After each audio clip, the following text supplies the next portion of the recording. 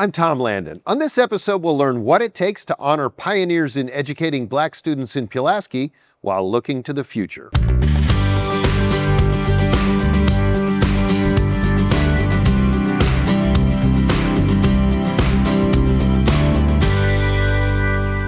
Welcome to What It Takes. From the beginning of the Reconstruction era through the integration of schools following the landmark Brown versus Board of Education ruling, Black families all over Virginia and the South were largely on their own when it came to educating their children.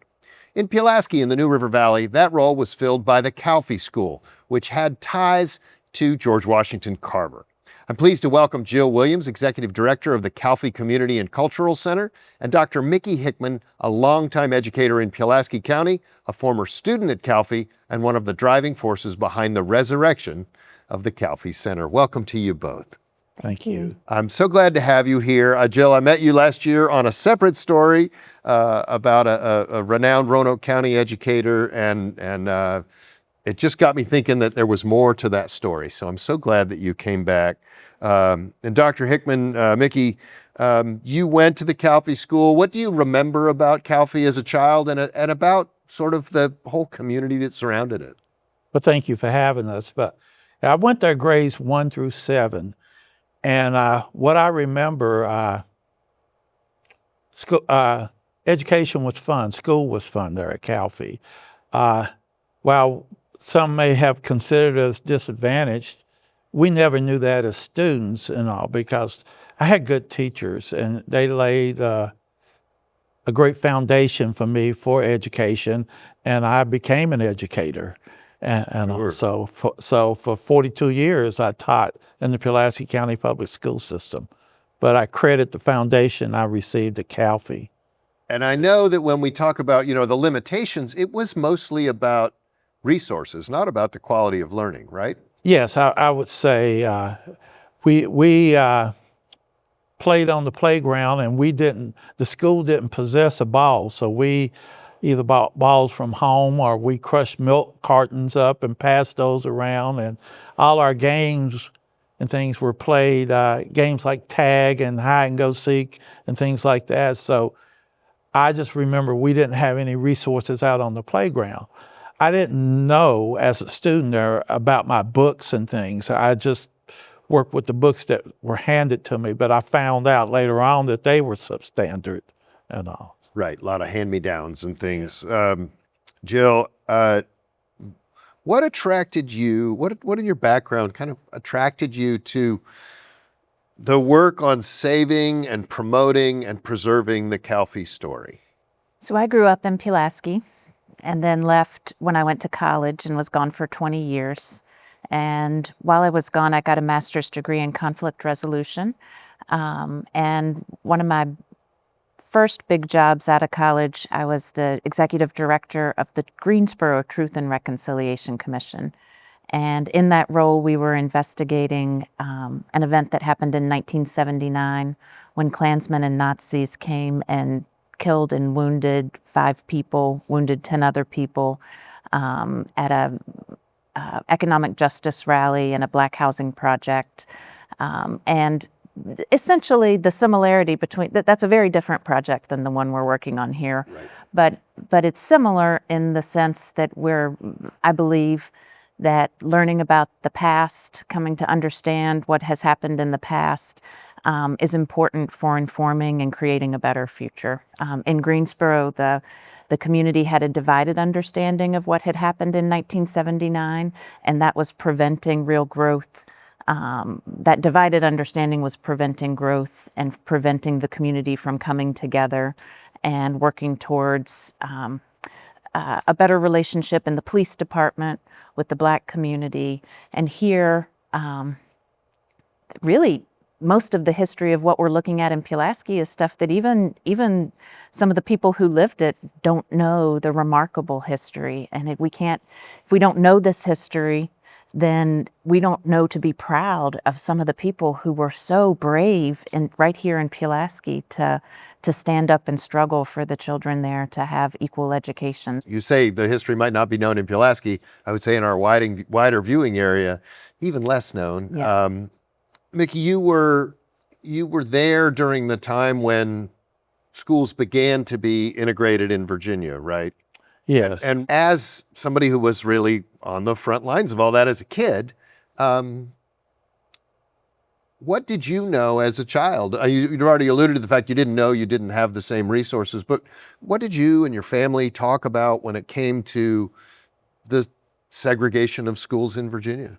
Well, growing up Black, my parents were deep into segregation and discriminated against. And so they passed on coping skills to the children and myself. There were certain things, certain places that we didn't go after dark.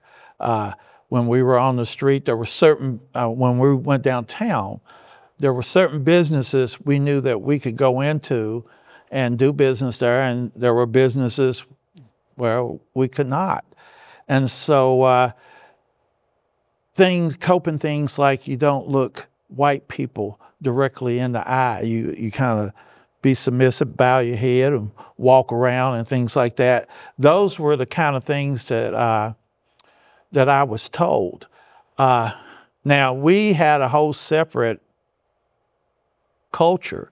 As Blacks, there was a Black portion of town that we went to. They were owned by Black business people. The churches were located in that vicinity, and the school was there. So, and then there were a half a dozen Black neighborhoods peppered throughout Pulaski and into the county of Pulaski. So that's where we went and congregated and things. And you went to town, but like I said, there were certain businesses and things you were restricted from. And I don't know if this was the case in Pulaski, but I know in other towns that sort of industrialized during the early 20th century, Black people were needed in the factories and that sort of thing, but that segregation existed there as well, right? Yes. The work of the school, a lot of it comes from honoring a couple really prominent people who were there. And you and I have talked about them before, but can you talk to me a little bit about Percy Corrigan and Chauncey Harmon? Dr. Corbin, Percy Corbin, was a Black physician, came to Pulaski from Texas.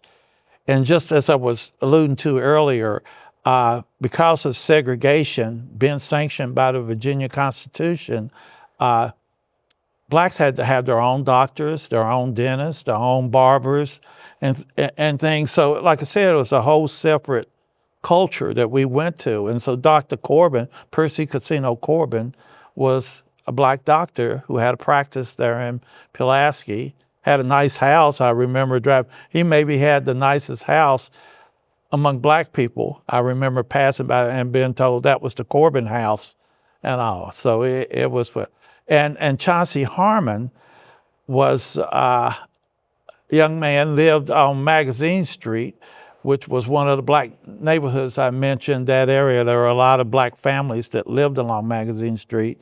He was a good student. He could do school. And so when he went to Calfee training school, it only went to the 9th grade.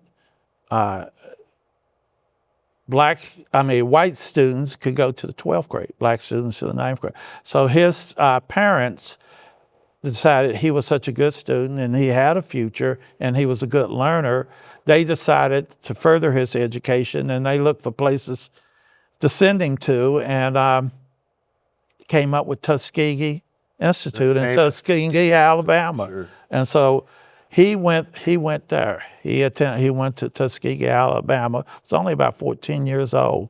His parents put him on a train and sent him that way. And once he got there, they tested. It was sort of like a placement test, because they got Black students from all over the country to come to Tuskegee, but because some of the education was substandard, they gave them a placement test to see where they really were. Well, it turned out that Chauncey Harmon was accelerated 2 grades because the education he received from the teachers at Calfee wasn't the typical education that they were used to. And if I can tell you this, another student from Calfee came to Tuskegee 2 years later. Her name was Lucy Martin. And when they said, well, Pulaski, Virginia, we've heard of this place, Calfee. They gave her a placement test, and she was accelerated 2 grades. Well, and they said, well, they're doing a great job of educating the students there. Well, and I know that Chauncey Harmon went on to be Dr. Harmon and excelled. We've talked about that before, and just a real model in the community. Jill, as the executive director of the Calfee Center, kind of when you came to it, what was there? What kind of, the fact that it still existed, I think is remarkable. I think a lot of folks who went to segregated schools have no hallowed ground to refer to. So talk about kind of what was there, and then let's shift into what's there now and what's coming. So when I moved back to Pulaski in 2014, I had one child and then had another, and my children's preschool was going to be closing. This was in about 2018, and we live in a child care desert. We, however, in Pulaski have an abundance of empty buildings. So my husband and I and some folks from the town and other concerned folks said, let's find a space where we can have expanded child care. Somebody recommended we go look at the old Calfee Training School. I'm embarrassed that I grew up in Pulaski and knew nothing about the Calfee School. Never thought to ask, but we got Dr. Marilyn Harmon, Chauncey Harmon's daughter, George Penn, and some other people who had gone to school at Calfee, and we walked through the old Calfee School. It had most recently been used as office space for Magnox, which is a factory, whatever you would call Magnox. It was a subsidiary of Hercules. The Hercules powder plant was big business. Magnox was a subsidiary, and they made magnetic oxide that you used in camera film, Fuji, Kodak, cassette tapes, videotapes, and things. I know that because I worked there 3 summers as a summer employee to make money so I could go to college. So when we went in, it had been abandoned for around a decade. And there were raccoons living in the building. Everything had been strewn about. People had broken in. It was an abandoned building that was in great disrepair, but it was still standing, and everybody said it had great bones. So I think the alumni that we visited with, it was very clear that not only could we have a museum there that honored and recovered this amazing history. We only knew a little bit of the history at that point, and we have come to learn much more since then. It could have a museum, it could have a child care center that would meet this great need we had, and it could have much more. So not long after that, we got a grant from the Community Foundation of the New River Valley to hold visioning sessions in the community. We had about 150 people come out for a day-long visioning session at the First Baptist Church on Magazine Street, and the community members learned a little bit about the history, talked about the needs in the community and the strengths that they wanted to really emphasize and give a place to grow. And from there grew the vision for a center that, of course, had a museum, a child care center, but also a digital lab where people could do after-school programming, workforce development, open lab time, a community shared use kitchen where we could not only service food security issues, needs, we're going to have a Donate What You Can cafe, but also where food entrepreneurs, bakers, caterers, all sorts of people can come and have a health department certified kitchen with state-of-the-art equipment.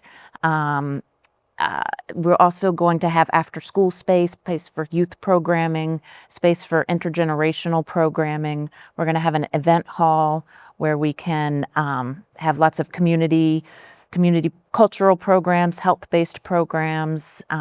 Because we have childcare on site, we're going to be able to have, really all parents are going to be able to access these community programs because we can have childcare where they can come.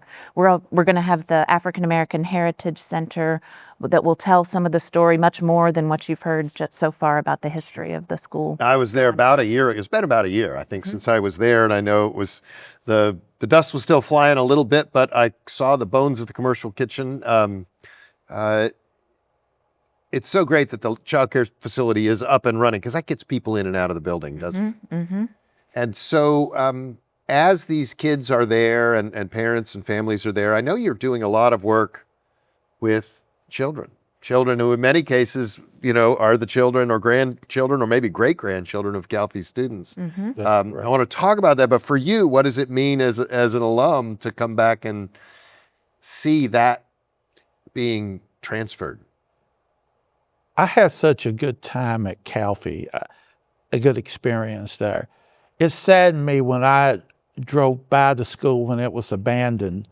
I had such fond memories there, playing friends, lifelong friends, Mayday, and all. And so when word got out about this project where they might resurrect that building, and once again, small steps would be taken in that intrigued me. And plus I was an educator, a lifelong educator.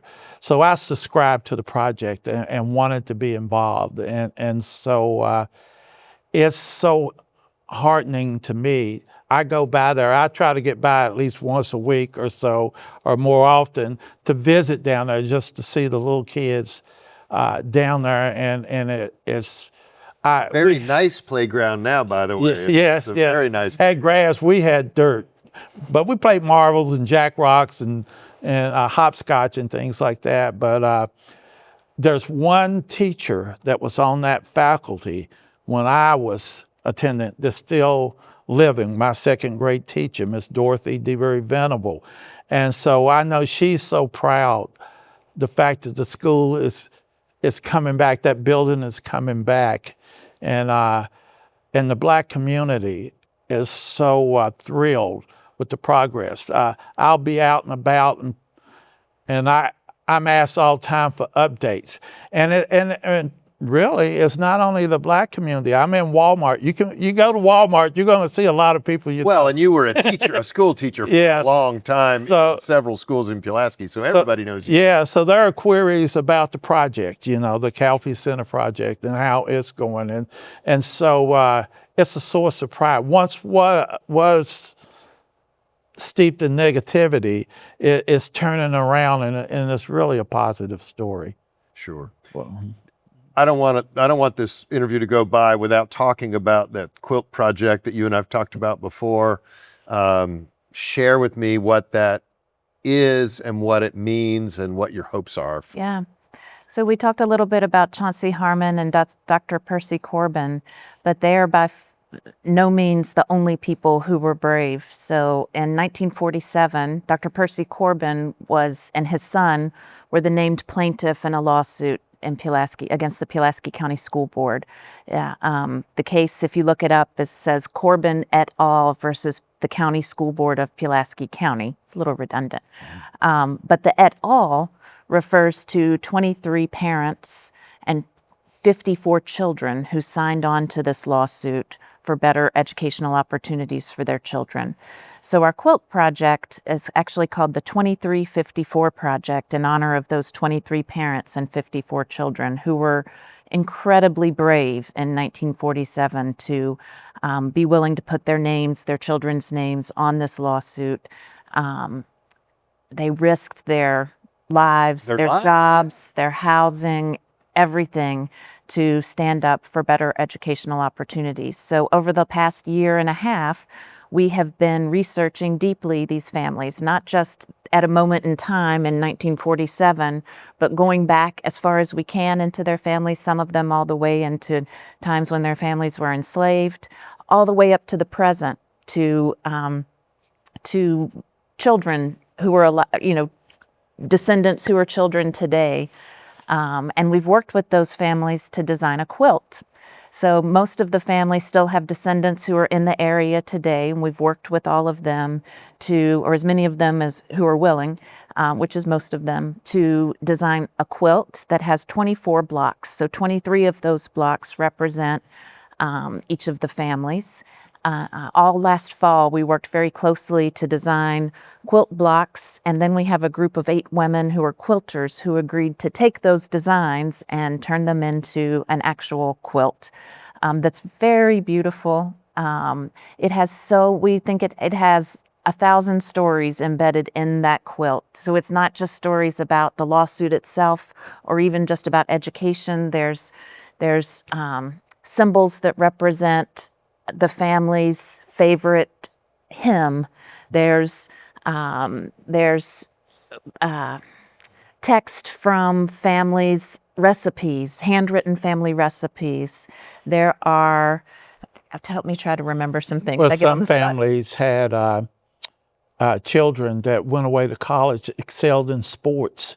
And so you might have a basketball on one or a baseball bat on the other, or nursing caps or things like that, a stethoscope, a doctor. And so it reflected some of the accomplishments and some of the stories within the family's block on those quilts. So it's really a fabulous history. And what's been the response to that as families have seen it come together? It was so neat. These workshops were maybe one of the most meaningful co-creation truth memory project I've ever participated in. Most of them, if they didn't know us already, sort of came a little nervous to the workshops, but about an hour in, they were calling aunts and uncles and cousins and saying, do you have a photo of Granny? Can you remember who this person is? Do you remember what Uncle so-and-so's favorite cake was? So it was just a really powerful experience. In May, we had our quilt unveiling event, and we had 250 people attend. About half of them were descendants of the 23 families. We have interviews recorded with most of the families.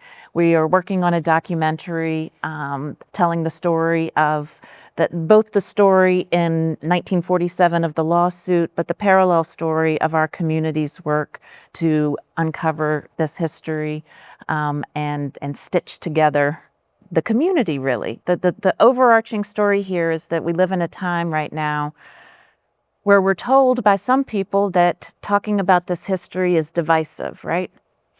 But what we've found in our community is that not only is it not divisive, but we're digging into this history that's difficult to talk about, but it's actually brought our community together. And I think that is something we often hear, right? That, that's the past is past, but as we know, the past is never really the past, right? And it's always with us all the time. The other things that you're doing at the center, and we will run out of time before we have time to talk about them all, but let's just touch again quickly on that kitchen and what that means, not just for the Black community, for the whole community. One of the things we've done with our center is to honor those fabulous educators that were a part of the Calfee story. And Lena Huckstep was the cook, the main cook in the cafeteria. Very important person in a school. Yes, made the best cornbread. And I just remember those meals and things, and hot dogs on Fridays and things like that. And so we've named other places in the building after educators, individuals, where we have to honor their names and their legacies. And so the kitchen is the Lena Huckstep community kitchen. That's and great. her family was so excited about that honor and all. And I think it's so deserved.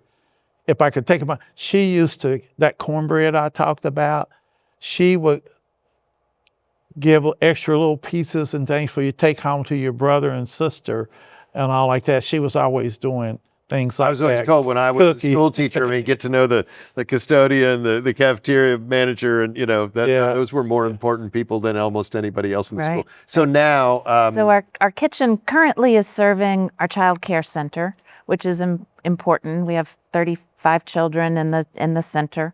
But when we finish a construction project that we're about to start, we will be able to host a Donate What You Can cafe. So we have a growing unhoused population in Pulaski. But we also have people who work downtown who just want to have a place to go eat. So we're excited to continue I've community eaten in building. those before, and they're great. You go and you know, it's pay what you can, but if you can, you can really help support a cool project and also help others in your community who aren't as fortunate. And it's also about building community. So we're Having that excited third to place that we hear about exactly. so often, and we really are down to just a minute or so. But Okay. quickly, the digital lab.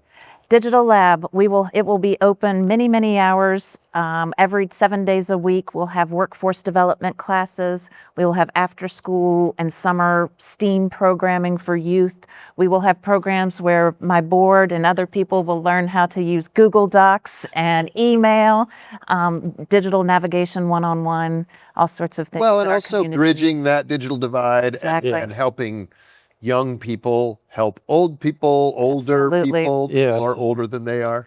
All of that is, I just, as you talk about all of these things, I just keep thinking about how connected it is to, especially in the early days of Black education that was very practical, you know, everything that Carver and Booker T. Washington, it's all about practical learning. This is all practical and community-based. And we really could go on, and we can't go on because another program has to come on after this one. But if you want to learn more about how you can support the ongoing work of the Calfee Center, go to their website at calfeeccc.org.